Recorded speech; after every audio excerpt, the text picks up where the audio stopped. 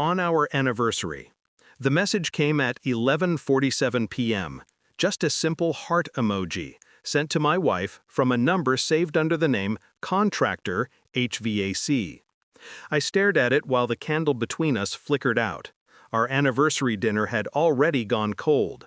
She was scrolling through her phone, smiling faintly at whatever was glowing back at her. My gift sat unopened beside her wine glass, wrapped in the same brown paper my daughter once used for school projects. She didn't even look up when she said it. "You didn't need to make anything this year. Just buy something next time." When she tore the wrapping, her face twisted. "I don't want handmade junk, David." She tossed the wooden sculpture, 3 interlocking arcs carved from the walnut beams of our first home, into the trash. My daughter laughed, eyes sharp. "You can't compete with Mom's new boyfriend, Dad." The silence afterward felt surgical, precise.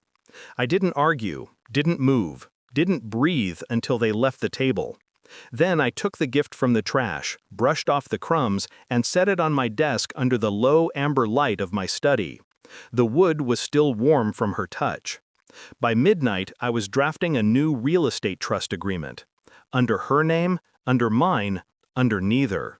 My wife, Elena, had been growing distant for months, blamed work, exhaustion, the void of routine.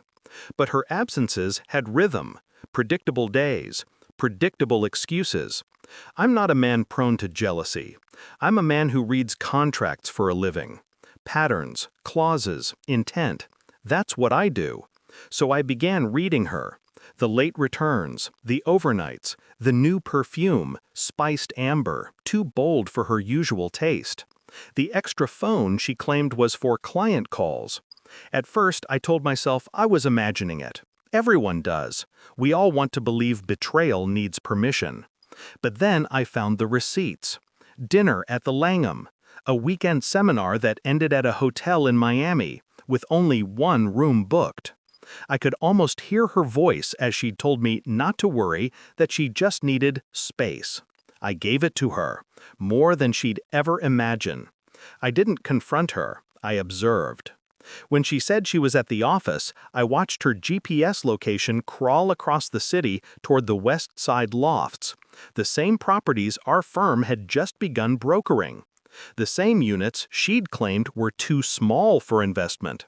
She wasn't careless, she was confident, and confidence makes people sloppy. I accessed our shared cloud drive through an old password she'd forgotten I still remembered.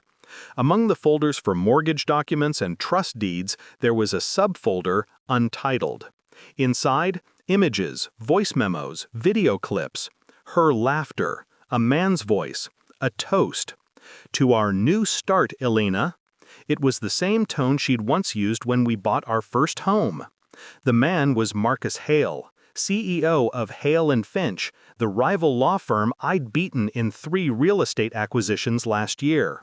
Charming, ruthless, always circling like a shark with a Rolex. He'd once told me, "You win too clean, David. One day someone will get dirty." He was right. I saved every file, uploaded them to a private server, filed them under Client Hale. That week, I called a friend at the State Bar's Ethics Committee, asked hypothetical questions about conflict of interest in property transfers. Suppose, I said, a managing partner channels company funds into a personal investment using a lover's name as a proxy. He laughed, said, "That'd be career suicide." I thanked him for his time. At home, I was patient, collected more, waited for the perfect clause to close. The truth came printed in black and white, stapled neatly. Transaction records, property transfers, emails. All tied back to Marcus's shell company. All under Elena's electronic signature. They'd purchased a penthouse together, using my firm's trust structure, my structure. When I placed the papers on the kitchen counter that morning, she was still in her robe, coffee in hand. "What's this?" I said. Her eyes moved down the page. The color drained from her face. "David, it's not—" "It is." Silence. Then the faintest whisper. "How long have you known?" "Long enough to make it profitable." Her mouth opened, then closed. She set the cup down slowly, like any movement might break the air between us. "You don't understand. I do." Perfectly. I walked away, left her standing there, trembling, eyes darting to the trash where my sculpture used to be. The next evening, she saw it. My sculpture, 3 arcs of walnut, polished to a mirror finish, sat in the window of the Parkman Gallery downtown. A single spotlight cut across it like a blade. Beneath it, a small brass plaque. Reclamation by D. Hale. $150,000. She froze on the sidewalk, reflected in the glass beside her own discarded gift. Her phone buzzed. A message from me. "Congratulations, Elena. You've helped fund our new firm's first acquisition." Beneath that, a link to the gallery site, showing the piece sold. The buyer? Marcus Hale. He'd purchased it anonymously through one of his shell companies. I made sure the transfer traced straight to his firm's accounts. 2 days later, the state bar received an anonymous dossier detailing financial misconduct, insider trading, and misuse of client funds, all verified with his electronic signatures. I never heard Marcus's voice again. His firm collapsed within a month. Elena's name vanished from the trust documents.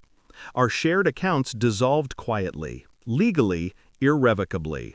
By the time she realized what had happened, every property she thought she owned was already mine, transferred through the same legal clauses I'd once written for her security.